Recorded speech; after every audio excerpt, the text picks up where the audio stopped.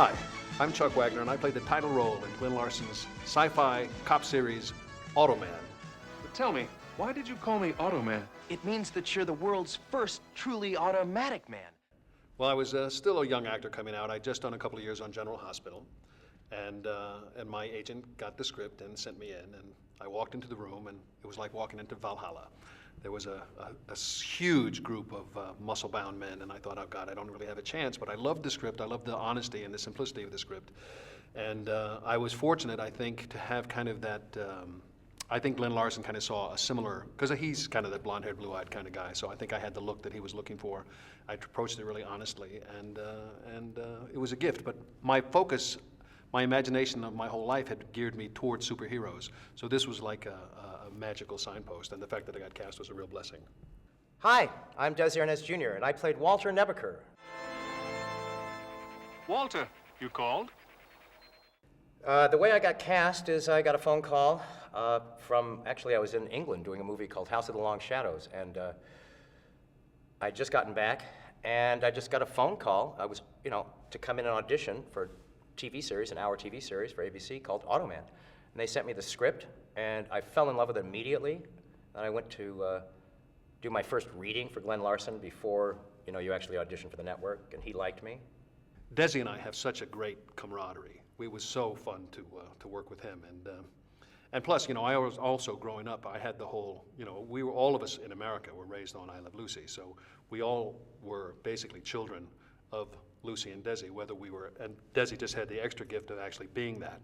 So, and all television wouldn't have existed, Star Trek wouldn't have existed if it hadn't been for Desilu. So to work with Desi was an honor to begin with, and then to meet him and to actually,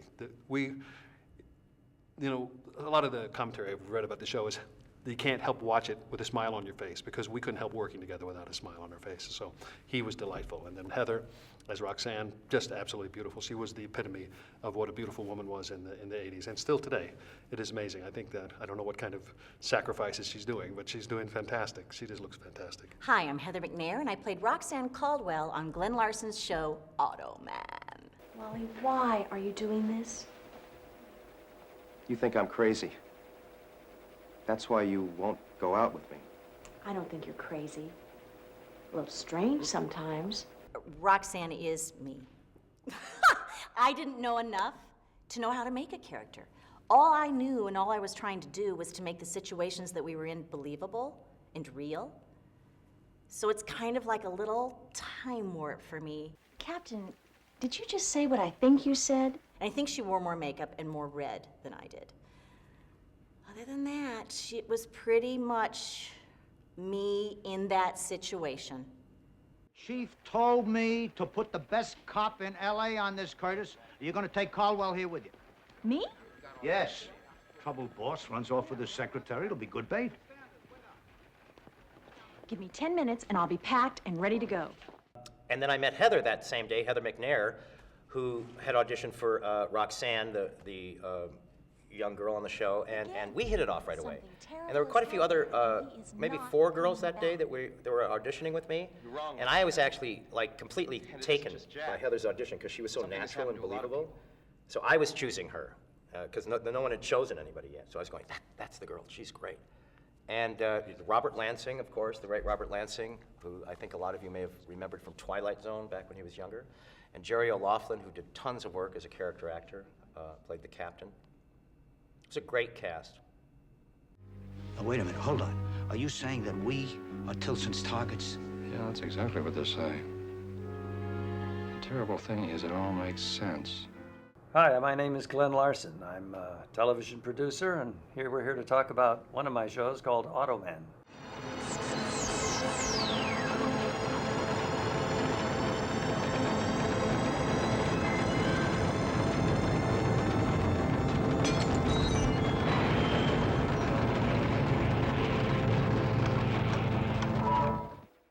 Automan began with 2 guys walking into my office.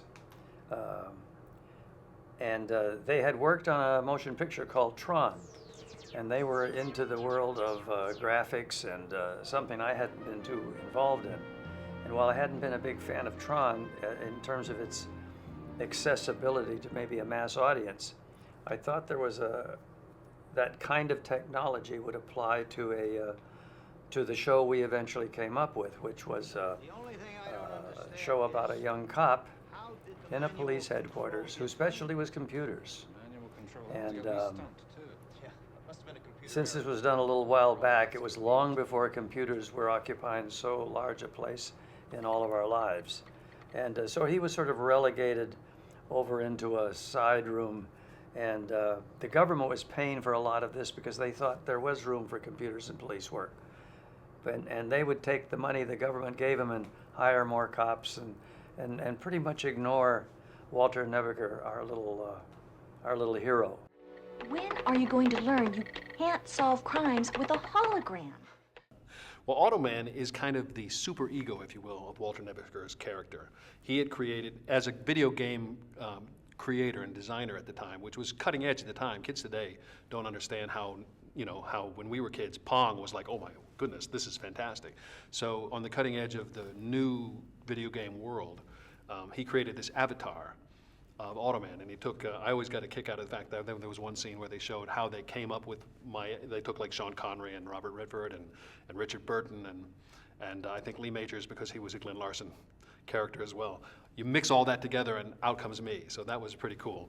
But the character was supposed to be the world's greatest crime fighter, the ultimate detective.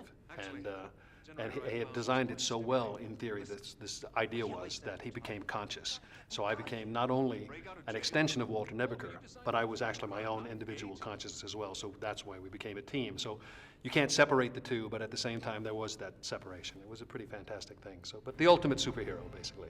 Walter was kind of a computer programmer, kind of geeky guy, kind of a nerdy guy. Girls didn't really warm up to him too much. He was real shy. Nobody liked him in the police force. Never should. I don't want what you just said to get out of this room, you understand that? But sir, don't talk, just listen. If you make this department the laughing stock of the country, I'm gonna kick you and your traveling circus out the window! Because I didn't think the computers were going to help solve crimes back in those days. And he kind of kept to himself, and he was kind of an introvert, and what he did in his spare time was create video games. And Automan was originally a video game that he perfected to actually come out and participate in the real world. And Automan had all sorts of superhero powers that Walter put into the video game. And really, so my character really was a combination of the superhero Automan, and Walter was kind of the antithesis of Automan. So what Walter created was everything he always wanted to be. Good-looking, sense of humor, ladies' man. And in the show, he says he combined all these great superheroes to create this one superhero. Allowed the program to be able to dance and to sing and to have a sense of humor, so he put in John Travolta and the personality of Jimmy Connors for tennis. And I could play like McEnroe, although with the mixed company, I'm afraid the language might get abusive. Walter could actually merge into the hologram and become like kind of Iron Man, like how Iron Man, the guy Stark, gets into the suit. Well, Walter could jump into the hologram and become the hologram. You wouldn't see Walter anymore. His body would be invisible, but you would hear him. So you'd hear his voice, which was also very funny. Hey, I'm you. You can never be me. You're still you. Well, then how can I be talking with your body? And so Chuck, the actor, had to pretend to be me with facial expressions and everything. And then I would go back in and loop my voice over him pretending to be me. And then he would have to go and do both voices. His voice, he would do his voice live, and then I think he did the voice live, and then I would go back and loop it in because he couldn't sound exactly like me. So that was very interesting to do that. And also the way we did it in those days, it was actually live. It was a live effect. So we'd actually have to stand incredibly still, and the cameraman would say, okay, thank you, and then you'd go out of frame, and then I would jump into the position you were in. So there was all these kind of fun effects that we did, and when I would jump out of the body, there's actually stuff in the show where I'm jumping in and out of his body and talking like him, and looking like him, talking like me, and then I would jump out of his body. If we ran out of energy, I would kind of fall out of his body. Next time, Nebeker, before you jump to conclusions, check your computer first. Well, Cursor, the idea was, I don't know if you saw Tron, because clearly we are television's accentuation of Tron. They had the character called Bit, which is basically the on-off idea. Well, the cursor was kind of the paintbrush that allowed him to create digital reality. So he had his own little personality as well. But ultimately, it was just when we would shoot it, it would be a stick, a ball on the end of a stick, and then we would play to wherever it would be. And then David Garber, the special effects man, who was the magical man behind Battlestar Galactica, he did all of the really complicated special effects for us. He would tell me where it would be, and it's really just a matter of using your imagination. And so wherever I would see it, sometimes we would do it without the ball. And so wherever we would see it and we would track, then he'd go back to the footage and see where we were tracking, and that's where the cursor would then exist. So, but the idea of all that vector graphic rendering was to create the illusion of computer generation, but it was all done old-style hand animation style. So that's one of the reasons we were a CGI series before there was CGI. So that's one of the reasons we were so expensive. Yeah, so cursor was like your cursor on, with the mouse on your computer, but the cursor, actually the pointer, came out of the computer too, just like Automan. But it would fly around the room, and Cursor. it wasn't really like a very deep relationship with Cursor. It was like kind of R2-D2 from, so he was a machine that we could talk to, and he would answer, but answer with little kind of like dolphin-like whistles and things like that. So I guess I understood him because I understood his digital, some type of strange whistling language. Where are you going? I need Automan. I thought you'd never call. Cursor to me was like a little naughty Tinkerbell, a male Tinkerbell. And Tinkerbell's got a little attitude. He was a little lascivious, had kind of a libido. He was always around buzzing. He was pre-programmed and predestined to like blondes because Walter was crushing on Roxanne. Roxanne was blonde. So whenever there were blondes around, there'd be like a little and you were never really sure. I was never really quite clear where he was, what he was up to, but he was a little buzz of electricity. I seemed like a little firefly with an attitude, a little libido. That's how I see him. No, Cursor, it has nothing to do with the beautiful young women. Well, clearly the most famous of our vehicles was the Autocar, and we were the first television show ever to use a Lamborghini Countach. I believe it was LP400. And it had the gull wings, and it was just a spectacular car, but it was literally like 3 inches off the ground, and it was a lot of trouble to get in and out of. Very rarely did they let us drive it. When we were actually driving the car on set, we were in a mock-up that was a little bit larger on the inside, so they could film it. And all the 90-degree stuff that was done in studio in the mock-up car. But occasionally they'd let us get in and out of the car. We'd take it maybe just a little bit, but Glenn bought the car because he wanted the Lamborghini, and a lot of that fast zooming through the streets was shot with camera. They would shoot it at a slow speed and then play it at regular speed, so it looked like the car was, like the rest of the normal traffic would be going super slow, the Lamborghini going at a normal speed, so then when they played it back, it looked like we were zipping through traffic. And then the 90-degree angle is probably the easiest special effect. That's just a cut and paste. So that was a great effect. The auto chopper was just an actual helicopter. They did the same thing with that glowing tape and would shoot it with the same rig, which we'll talk about in a moment.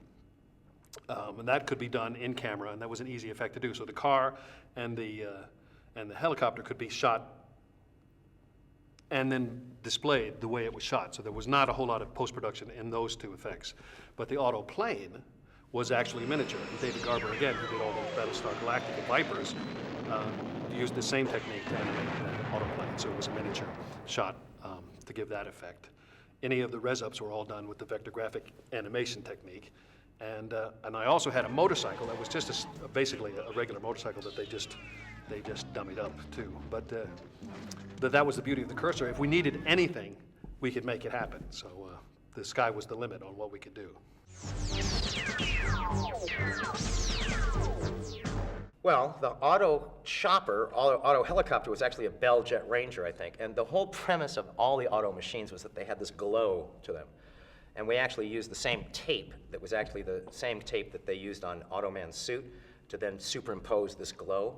And it was kind of a silver tape, and so they taped everything. Very nice, Cursor. They should do beautifully. When we made the 90-degree turn, obviously that's like going this way and then that way. And so we thought to ourselves, well, that could be a funny comedic moment, because what happens to the passenger if he's not an automated hologram? like Walter.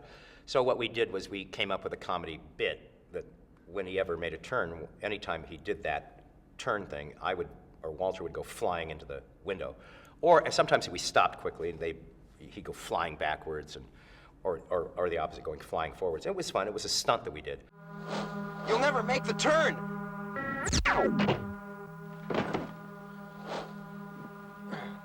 God, that was a 90-degree turn.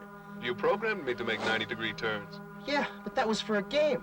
All games make 90-degree turns. I mentioned that the technology was both a big advantage and also a liability, because it required an awful lot of work in the lab to create and it was really quite stunning, the look of Automan. And it took first of all, it took a lot of research and trial by error to create that suit that would virtually make him look unearthly and maybe special and electronic. I think it finally was a combination of special fabrics from 3M and combining them at the lab in such a way that the suit had that look to it. The Automan costume was designed by a man named Jean-Pierre Dorliac, and it was basically a navy blue spandex unitard that was built to fit me.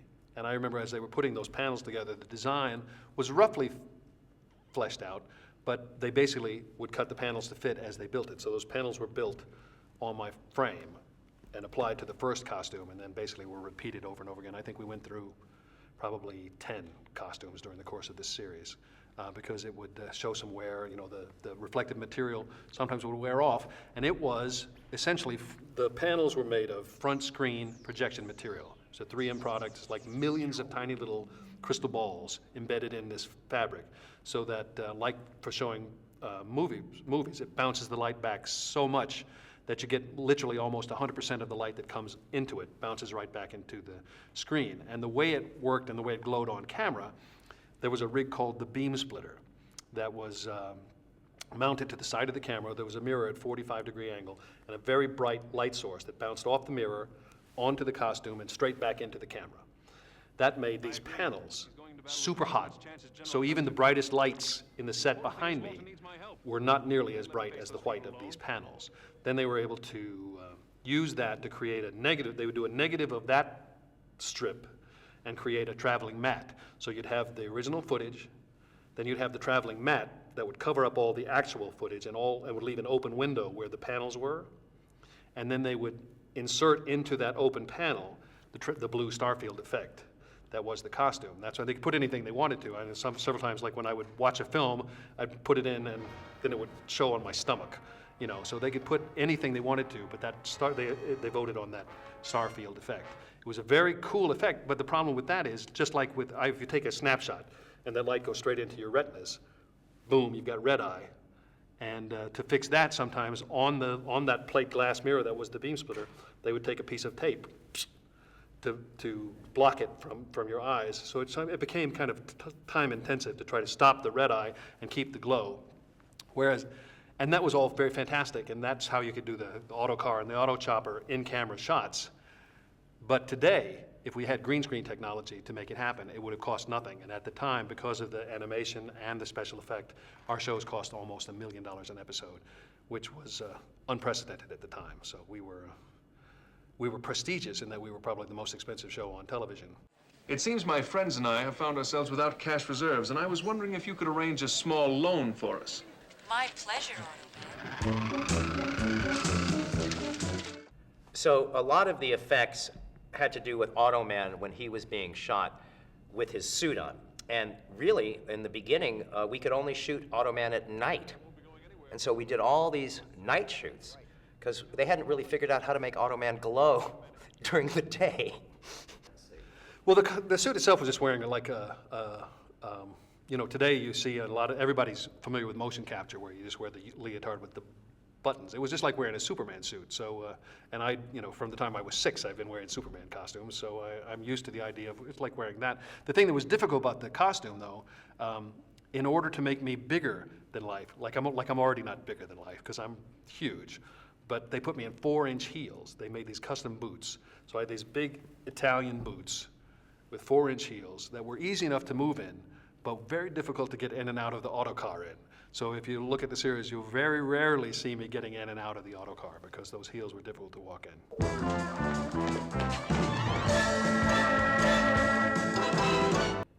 Well, we shot at 20th Century Fox, and we also shot in various locations in and around Los Angeles. And that was back in the day. The Hello Dolly Bridge was still up. You know, a lot of things have changed in the Culver City lot. But we were shot on some of the same sound stages that the old Batman series shot at, so that was a real honor. And it also, again, ties into that whole superhero childhood fantasy I had, so I'm walking the footsteps of Adam West, and it was amazing. So that was very cool.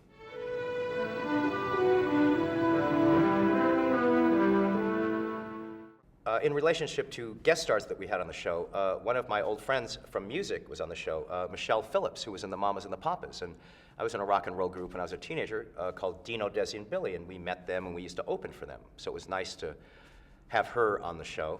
She didn't do music, she was just playing a character, an actress on the show. We had Frances Nguyen, who I remembered from South Pacific. Delta Burke, who was a new starlet on the rise. And then Laura Branigan had a big hit song out, and she did the show, and Chuck, as Automan, got to play the auto guitar.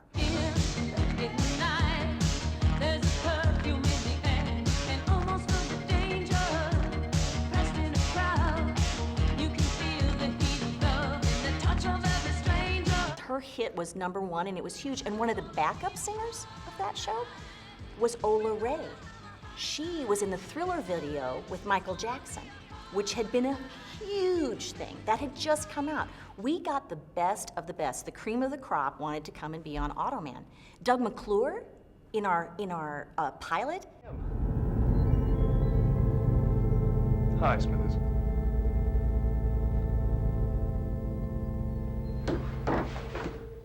Patrick McNee, The Avengers. I mean, I was every day pinching myself, and I get to be here? Cut it out. But then I hope you'll realize that your best interests are our best interests. One of the things that was so unusual, I want to really talk about what made Automan, the character, so unusual as a superhero.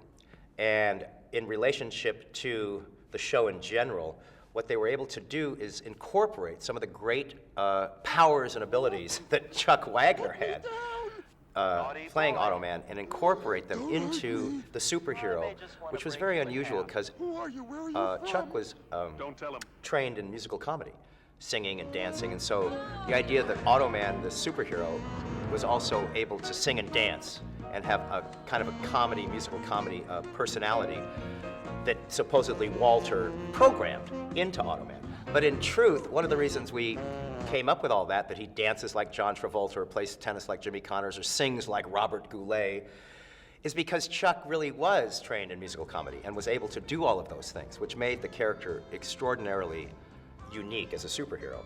And one of the reasons I loved working with Chuck is because I grew up doing live theater as well. You know, the show in front of the audience, the Here's Lucy show I did, where we sang and danced. And so I was trained in musical comedy as a musician and then in theater later on. And so the fun part is, even as the programmer, even as Walter Nebaker, it was kind of fun that my character programmed Automan to be a musical comedy superhero. and in real life, I admired Chuck and his wanting to do musical comedy, you know, because he's a big man. You know, Chuck's a big man. He's 6'5" or something, and you don't see that too much. He's a real leading man, and he in theater, those types of people are hard to find, actually. There were a couple times when I had to dance. I had to do one was called. It's probably the greatest, cheesiest title ever for a series, was Staying Alive While Running a High Flash Dance Fever. And that was, I think that might have been the second episode we shot, and I had to take I came in the white suit like John Travolta, but at one point I get a little free and I start taking my clothes off. And but as I'm doing the dance from Saturday Night Fever to try to do that, they would cut to a dance double, and the dance double was maybe a third of my body weight.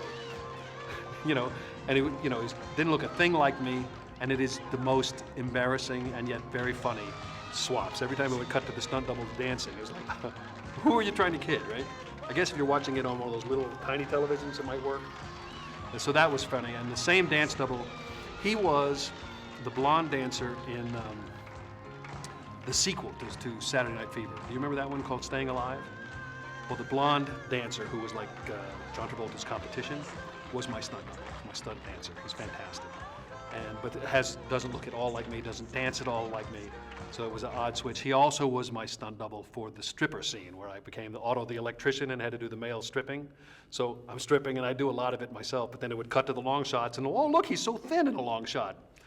So that was kind of silly, but still all in good fun. And I think that tongue-in-cheek approach is what was one of the strengths of the series. So. I think if it was done today, Chuck would have to be on Dancing with the Stars. He would have to. How interesting. I really liked The Greatest Game in Town. It's the one where there's a video game convention going on. I thought there was a lot of cleverly written lines regarding Automan's character and how all the computer games know him. Now, Donkey Kong is an animal. I also thought they used all 5 of us really well in that episode. Be prepared to pay $10 million or bear responsibility for the consequences. Whoever they are, they want an answer by tonight's evening news.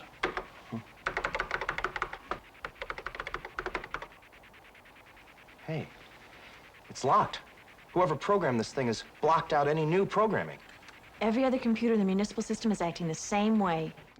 Death by Design was a show that Chuck Automan did a takeoff on Clint Eastwood and became like a mean Automan. And I think Heather alluded to that. They were trying to give Automan more dimensions, kind of, and so they wanted him to be a little more cutting edge. So we actually did a show where he actually kind of turned. Automan became like more of a vigilante. See how I'm whispering? Vigilante. And so he changed, kind of became a heavy. And that was fun. That show was really fun because Walter didn't know what to make of it. Like, what's wrong? How come you're acting this way? Well, I have already slapped around Rafferty's goons. Who'd have trouble believing I was the cop who's gone vengeance crazy? And I have seen all 5 Nasty Eddie pictures. He was Nasty Eddie, but it was a pretty good impersonation of Dirty Harry. Cursor, res me up some hardware worthy of Mad Dog.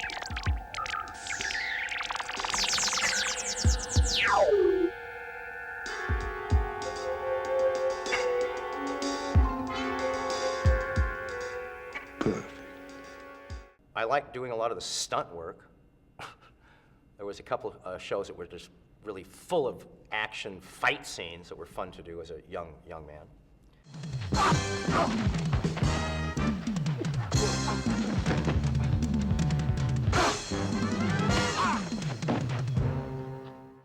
A difficult show to do for TV, but we never thought that it wasn't working. What we thought was it was just very difficult. And they were trying to do a lot and change it up so it could compete against other shows that it was opposite. And I thought that there was a formula that we kind of lost sight of that was the pilot, that was the creation with the relationship between Automan and Walter. The character I played kind of got lost in the competition for ratings. They started making me look kind of good looking. Looks like you guys really did a job down there, didn't you? Well, Otto, Agent Mann deserves a lot of credit. Pretty cool, huh? Sexy, too. Well, you know, as you already know about Glen Larson, he was the genius behind many, many different shows, and there were a lot of great things like Ailey Smith and Jones was really TV's answers to Butch Cassidy and the Sundance Kid. McCloud was, there was a Clint Eastwood film where a cop goes to the big city. But he also, you know, is the man behind Knight Rider and $6 Million Man, so that kind of, he's already used to the idea of technology and creativity coming together. And when he saw Tron, he saw in that vehicle, he said, there is a concept that he can take the ball and run with. So basically, he took Tron, turned it inside out, and made it happen. So he's amazing. And he's also, you know, he looked at Star Wars, and then he took his Mormon background, fused it together, and created Battlestar Galactica. So he really was about as prolific a creator as there ever was. So, you know, it was a real honor to be working with him. And during the 80s, nobody could touch what he was doing. You know, there are people, sometimes people undercut saying that some of his stuff is derivative, but that is the gift of what he's done. He takes something that he knows will work, and then puts his own spin on it. Glen Larson, as a producer, was great to work for. He couldn't have been nicer. And in my life at that point, I had been through a lot in my life, and so I was kind of coming into a second stage of my career. And he was actually kind of very supportive of me and wanting me for the part, and was very supportive during the filming. Because they weren't, kind of like what the other two people were alluding to, he was still kind of working on what that character was that was Walter, what was Automan. You know, television isn't like a feature film where you have a year to do this and another year to do that. It's very difficult to do an hour show each week.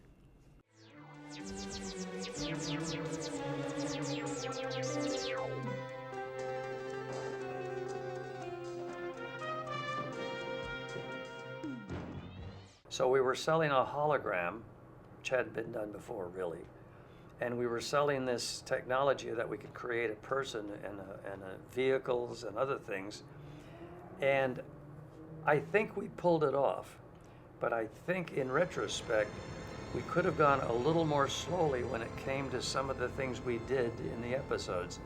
Even in the pilot, we may have gone a little too far, too fast. The pilot took, it seemed to take a long time, because Desi and I oftentimes would have 24-hour days where we would work. I mean, we'd have to take a break a little bit, but there was no sleep for us. They'd keep shaving me. I'd have to shave like every 6 hours because I have a pretty serious beard, as you can see. But to keep me as clean-shaven as possible, if 6 hours had passed, they'd come back in and neaten me up again. But we'd have entire crews come and go, and Desi and I were still working during this pilot because they, you know, like we had to shoot all of this stuff, all that inner dialogue stuff. We had to shoot it twice, once in the Automan costume and once in the wardrobe. And then anytime there was, so that was great. I loved that because you go to golden time and super golden time. That was a real blessing for the pilot. We got it down to where the episodes themselves took about, I think, 3 or 4 weeks to shoot. For an hour-long show, that's still pretty fast.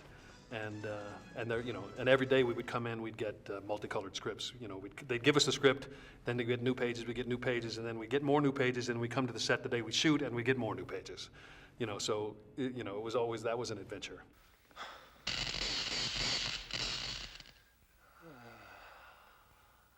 Well, when we shot, we were on a 7-day schedule to get it all done. So there was always an overlap. Oftentimes there was something called a forced call, so that you had to come back another day to finish. We tried real hard to keep it to the 7-day schedule because that was just so much money. And there was a timing element that was really hard because a lot of shows only take 8 or 9 days to edit and get it on. Ours had so much inner space, inner animation, all the cursor, everything had to be put into that show. So it was about a 4-week turnaround. So if we ran too long and we didn't get our episode shot in 7 days, you know, money, cha-ching, cha-ching, cha-ching, cha-ching.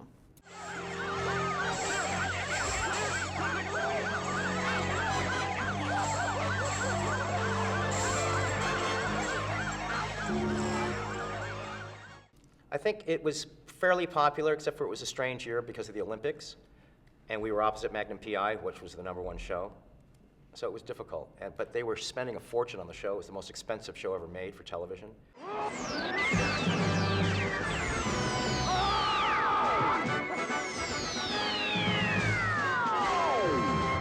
Ah, Walter, fancy meeting you here.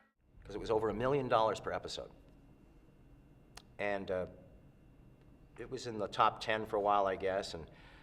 But really, back in the day, and this is even after certain TV series in the 60s and 70s, in the 80s, it wasn't like a TV series was given much time to succeed or not, especially one that cost that much. So if it didn't succeed right away, especially at that cost, that's why there was only 13 episodes. I can tell you that in the future, I will do anything in my power to make sure that Officer Nebisher and his bright ideas are right where they belong, off the street.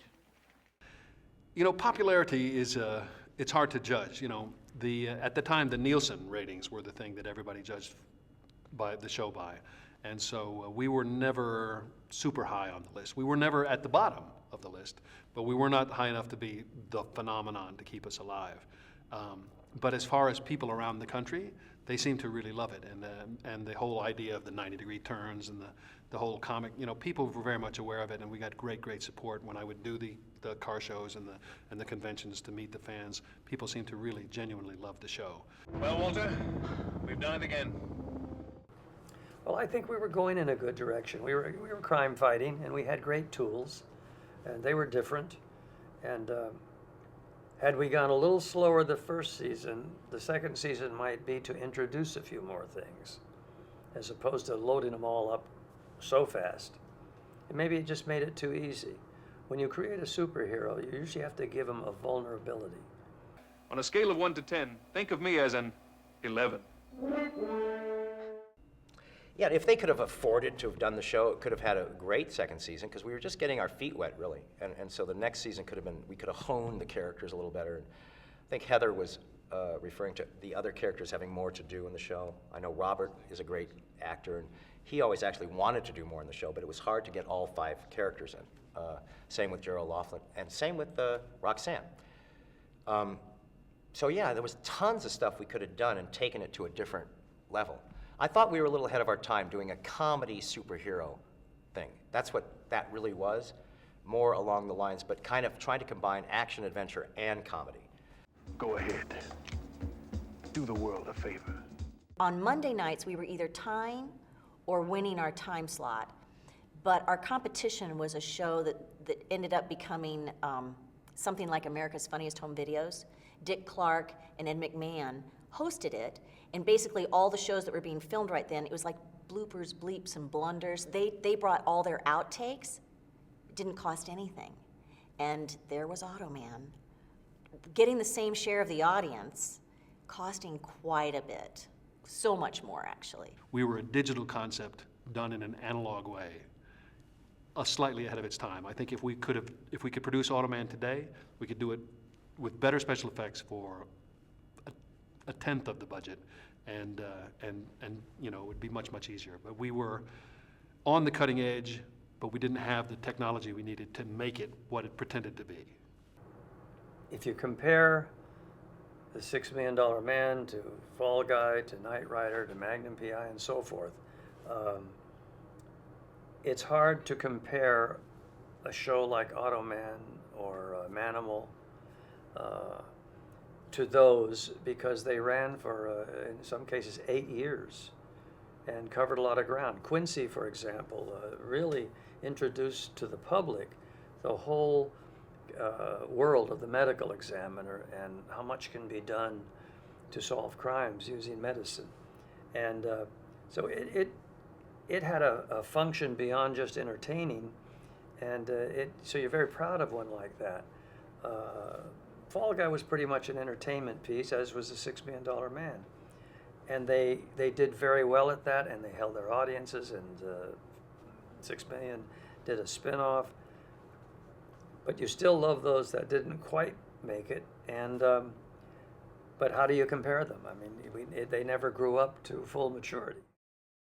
You know, Captain, you really ought to let Walter out on the street a little more often. Huh? The most important thing of all is that you're all right. You know, my whole life I could never thank you guys enough.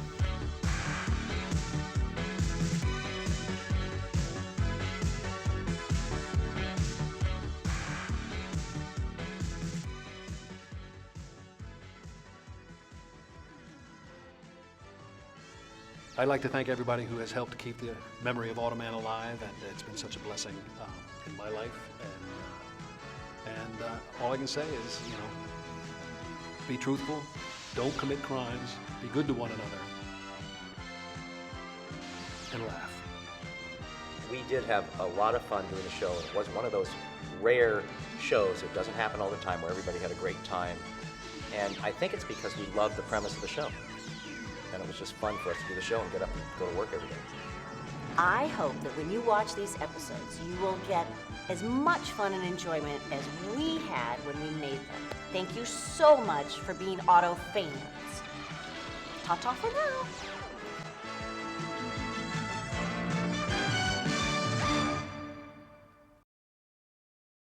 Calling Automan. Calling Automan. Calling Automan. Calling Automan.